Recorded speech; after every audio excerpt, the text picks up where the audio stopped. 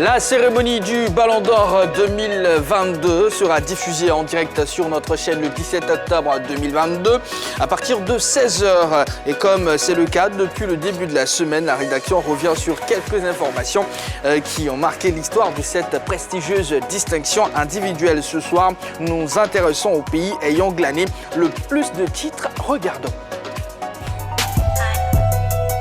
Ils sont nombreux les footballeurs qui rêvent du Ballon d'Or France Football, initié depuis 1956. Ce titre qui consacre les efforts individuels a longtemps tourné ou continue de tourner entre plusieurs pays, qu'ils soient européens ou non européens.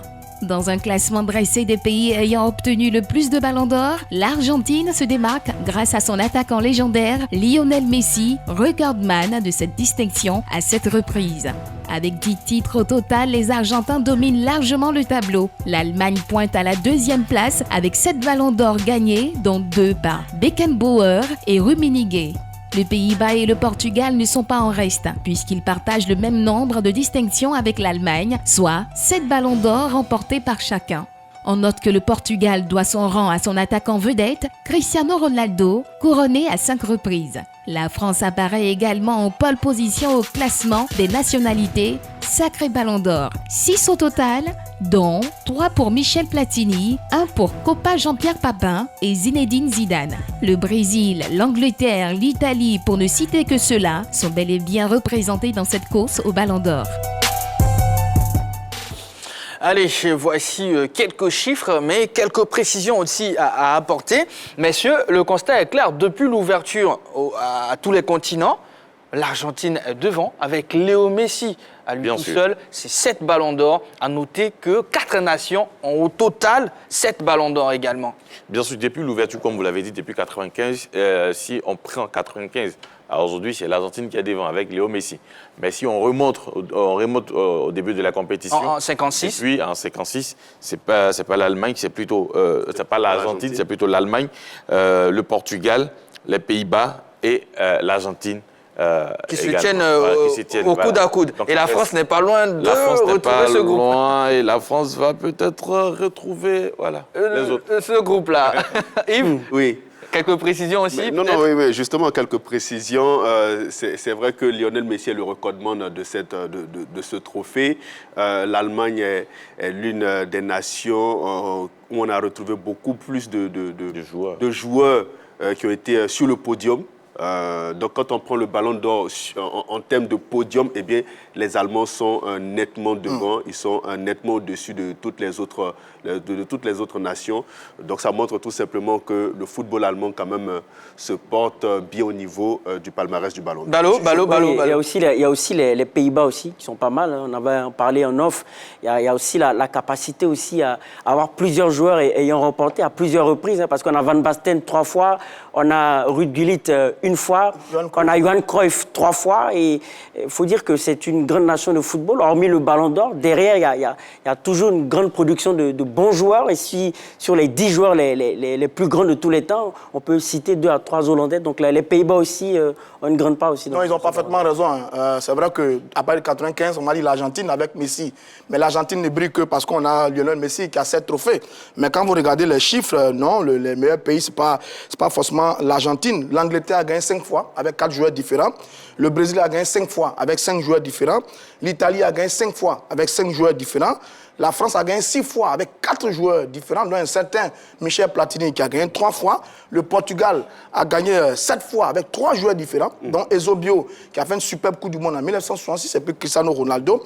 La Hollande a gagné 7 fois avec 3 joueurs différents. Et puis en tête, on a l'Allemagne qui a gagné 7 fois avec 6 joueurs différents, dont 2 défenseurs. Frank Beckenbauer en 72 et en 76, si je ne m'abuse, défenseur du Bayern de Munich, et Matthias Sammer en 1996, qui était défenseur du côté du Borussia Dortmund. Donc c'est l'Allemagne qui règne dans cette compétition. Ouais. Maintenant, si on va plus loin, si on n'avait pas ouvert la compétition, on ne l'a pas fermé jusqu'à 95, il y a certains joueurs qui auraient pu la gagner. Diego ne l'a pas gagné parce qu'à l'époque, il ne pouvait pas la gagner. Mario Kempes ne l'a pas gagné. Les Brésiliens, Zico, Socrates ne l'ont pas gagné également parce qu'à leur époque, le ballon d'or n'était pas ouvert à ces joueurs-là. Mais sinon, il y a des grands noms qui malheureusement n'ont pas gagné. Heureusement qu'un Africain du nom de George Weah a ouvert le bal mondial, j'ai envie de dire, en 1995. Et comme je dis, George Weah reste pour moi le meilleur joueur africain de tous les temps, même si ça ne plaît pas à la nouvelle génération.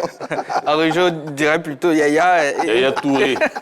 Allez, on va revenir en Côte d'Ivoire tout en précisant que le rendez-vous pour la 66e édition, c'est bien sûr le 17 octobre 2022 à partir de 16h en direct et en exclusivité sur l'A3.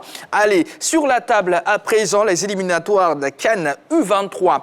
Eh bien, la Côte d'Ivoire affronte le Niger au match aller du deuxième tour éliminatoire de la CAN U20 le 22 octobre prochain au stade Seyni Kouché de Niamey. Le sélectionneur MS Faye prépare activement cette échéance. Ainsi a-t-il initié des regroupements externes ponctués de matchs amicaux depuis quelques jours. Cet après-midi, dans les locaux de la FIF à Treichville, il a tenu une conférence de presse pour faire le point de sa mission et dévoiler sa liste pour cette double confrontation. Alors messieurs, quelle lecture faites-vous de cette liste colorée, j'ai envie de dire, comprenant quelques joueurs pros? Alors à la base, bon, ce matin, déjà après le match amical face à l'équipe de la SOA, nous avons été visiter le regroupement, l'équipe de MS Faye, et nous confier que comme ce n'était pas une date FIFA, ça allait être compliqué de faire venir certains joueurs de l'étranger. Nous avons plusieurs joueurs, voilà, on le sait très bien. Maintenant, bon, on ne s'attendait pas à voir certains noms sur cette liste. On pensait que ça allait être exclusivement des joueurs évoluant dans nos différents championnats. On peut dire quelques noms, déjà. Voilà, on a quand même le Koné Mohamed de Havre, on a Legbo Dimitri qui va venir, il y a aussi Sila Aboubakar, voilà les trois noms qui... Deboui Dumandé également, voilà, le terrain qui évolue à Caen. Donc voilà. Fofana Issa. Fofana Issa, voilà. Bon, lui, j'ai cru qu'il était toujours... Ils sont cinq professionnels dans la liste. 5 joueurs hors championnat de Côte d'Ivoire qui vont venir. Mais on espère, parce que, comme le coach le précisait, on espère qu'ils seront libérés. Une chose est de les appeler pour la compétition. Une autre chose est de voir les clubs les libérer pour venir participer à cette compétition. Parce que ce n'est pas une date FIFA. Voilà, parce que ce n'est pas une date FIFA. Donc on ne peut même pas mettre la pression sur ces clubs-là afin qu'ils puissent libérer ces joueurs. Bon, maintenant. Déjà pour Issa Fofana, qui est vraiment titulaire. Et surtout qui joue la Ligue des Champions. Il joue la Ligue des Champions. Voilà, il y a les matchs retour à venir. On ne sait pas dans quelles conditions ça va se passer, mais bon, on attend.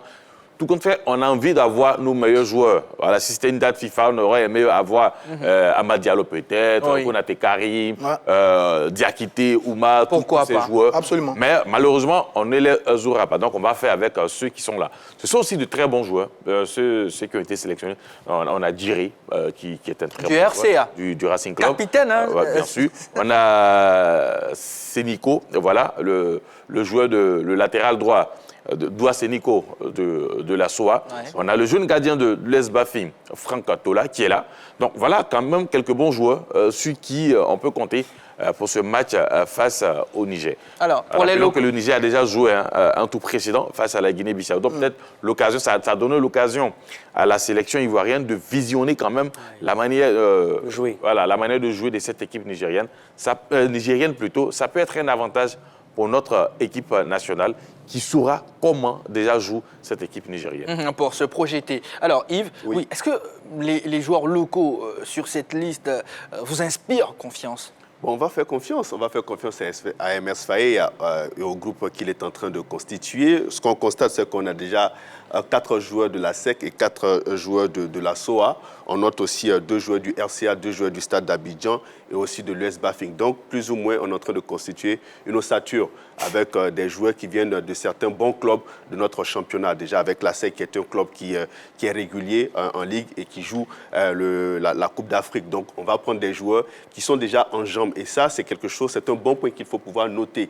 Parce que sous d'autres cieux, il y a des championnats qui n'ont pas encore commencé. Mais nous avons la possibilité, la chance d'avoir des joueurs qui ont déjà joué des matchs en championnat et en Coupe d'Afrique. Donc, qui ont déjà plus ou moins la compétitivité et un peu d'expérience pour participer à cette compétition. MS Faye est obligé de faire avec les moyens de bord parce qu'il ne peut pas appeler les joueurs qui évoluent à l'étranger, donc dans d'autres clubs.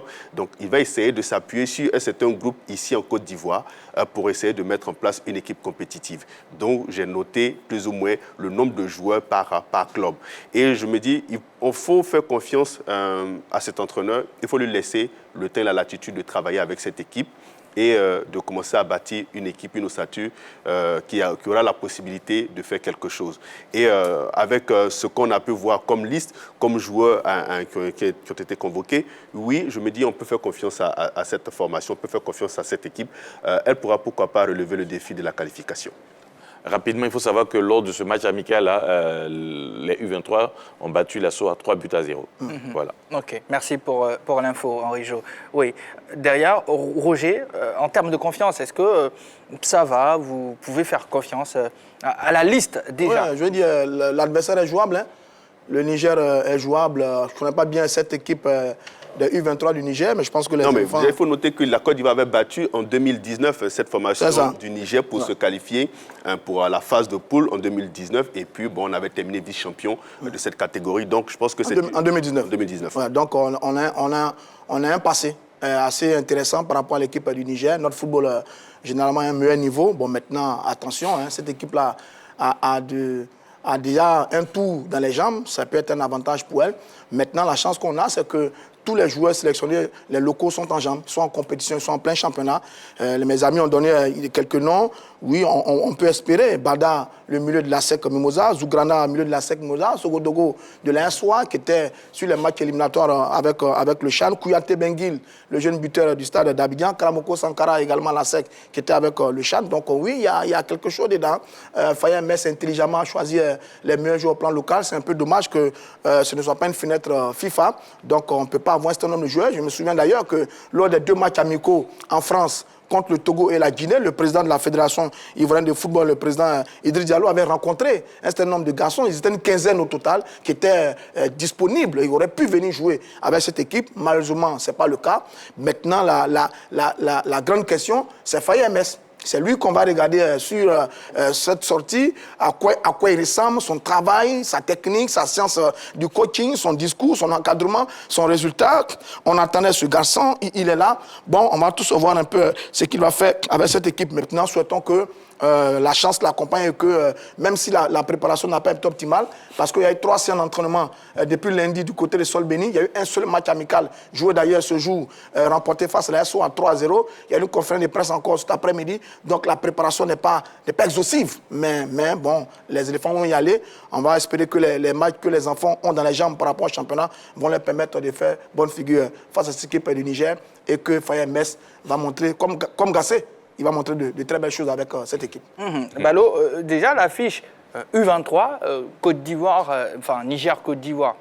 Oui, déjà, je pense qu'on part avec les faveurs des pronostics pour le résultat précédent dont Yves Brice parlait, c'est-à-dire la victoire en 2019. Mais pour le match entre le Niger et la Guinée-Bissau, déjà, j'ai vu quand même une bonne équipe du Niger, quand même, qui a de bonnes qualités, surtout offensives. Mais derrière, du côté de la Côte d'Ivoire, je pense qu'on a un garçon comme Koulibaly Souleymane, le défenseur de la SEC, qui est assez propre en charnière centrale, qui pourra nous aider. Et dans cette liste-là, quand même, il y a un grand représentant de la Ligue 2, de Zoma FC, Sérébé Valentin, qui fait partie des cauchemars de l'Africa Sport d'Abidjan pour le match qu'on a pu voir. Il a été magnifique pour moi à la pointe de l'attaque, il était partout, il a quand même de bonnes qualités d'appel de balle, il est aussi efficace devant les buts. Donc lui, il pourra être une arme fatale offensive et défensivement, on pourra compter sur Koulibaly Souleymane. Donc, compte tenu de tout ceci, je pense que la Côte d'Ivoire a son mot à dire. C'est un cap qu'on devrait passer haut la main, Henri. Oui, mais il va falloir faire très attention. Au Niger, il fait chaud. Oui, ça, il faut le savoir, il fait très chaud. Le coach, même ce matin, il a reconnu, il fait chaud. Il va falloir s'adapter rapidement au climat une fois au Niger. Maintenant, en termes techniques, au niveau de la technicité, plutôt, la Côte d'Ivoire est au-dessus du Niger, ça, il faut le dire. Ce n'est pas pour se vanter, il faut le dire. Mais physiquement, les Nigériens sont aussi prêts. Donc voilà, ça sera un défi entre la technique et le jeu avec assez d'impact. Donc ça va être un match quand même serré. Mais le plus important, moi je pense que le plus important pour la Côte d'Ivoire, c'est de faire un très bon résultat. Au match aller. Et c'est bien qu'on soit en déplacement du côté de Niamey pour les affronter. Et puis après, on essaiera de voir comment ça va se passer. L'idéal serait de ne pas perdre, même si on ne gagne pas. L'idéal serait de ne pas perdre du côté du Niger, faire un bon match. Si aussi il y a la possibilité de gagner, on ne va pas s'en priver. Hein. On va gagner. Mais déjà, les joueurs que moi j'ai vus, surtout tous ces garçons-là que nous suivons depuis pas mal d'années au niveau de nos différents championnats. D'ailleurs, il parle de l'attaquant de Zoma, il est très très bon. Oui. Mais les autres joueurs aussi sont excellents, notamment Bada Atu, qui cette saison est en train de prendre sa place au milieu de terrain de la SEC. Et moi, je suis heureux de savoir qu'il est là avec Zougrala. Parce qu'il aura cette complicité-là entre les deux joueurs. Complémentarité aussi. Voilà, les deux joueurs sont titulaires avec l'équipe de la SEC à Mimosa. Le jeune Sogodogo Yaya de la SOA est très très bon. Devant, vous avez le buteur du Racing, Traoré Sédou, qui est présent. Donc voilà quand même de très bons joueurs qui vont aller représenter l'équipe. On espère passer ce cap et puis peut-être attendre lors des prochains matchs l'arrivée de certains joueurs du côté de l'Europe. Il y a du bon là-bas. Voilà, il y a du très bon là-bas. Pour étoffer cette équipe, mais déjà il faut faire le job face au Niger. Et puis on essaiera de voir ce qui va se passer par la suite. Allez, Yves, vous voulez ajouter quelque chose? Non, mais je pense qu'on est tous unanimes sur la qualité de cet effectif. Ce sont des joueurs qui sont très très bons. Il ne faut pas se faire peur. Écoutez, Henri Joël, on joue à 15h30 au stade Sanfou de Marcory. Ces joueurs ont l'habitude de jouer sur une température assez élevée. Il ne faut pas commencer déjà à leur prêter j'ai envie de dire, des excuses. Non, si d'aventure ça ne se passe pas bien du côté du Niger. Moi, je ne doute pas un seul instant de la capacité que la Côte d'Ivoire a avec cette équipe-là de pouvoir aller s'imposer ou même obtenir un match nul du côté de Niamey et puis venir terminer le boulot ici à Abidjan. Écoutez, il faut savoir que la Côte d'Ivoire a toujours réussi face au Niger. Ce n'est pas demain que ça va prendre. Fayez Mestre dit qu'il suit ses joueurs depuis 4 mois. Depuis 4 mois, il suit ses garçons, c'est très bien. Ça veut dire qu'il les connaît, ça veut dire qu'il a un plan en tête. Et pour être honnête, il a fait une très belle sélection par rapport aux meilleurs joueurs au plan local en ce moment. Donc on va le regarder. Ce match-là va porter la griffe MS. On va bien suivre ça de près. LGT s'arrête ici pour aujourd'hui. Le dernier numéro de la semaine, c'est dans quelques heures, 20h30 exactement, avec une émission pour pousser les portes du week-end, comme invité des artistes. Soyez au rendez-vous. Ne manquez tout simplement pas la der, comme on aime l'appeler ici, avec Jojo, Yellow, enfin toute la team. On vous dit merci de toujours rester sur la chaîne qui offre toujours 3 fois plus.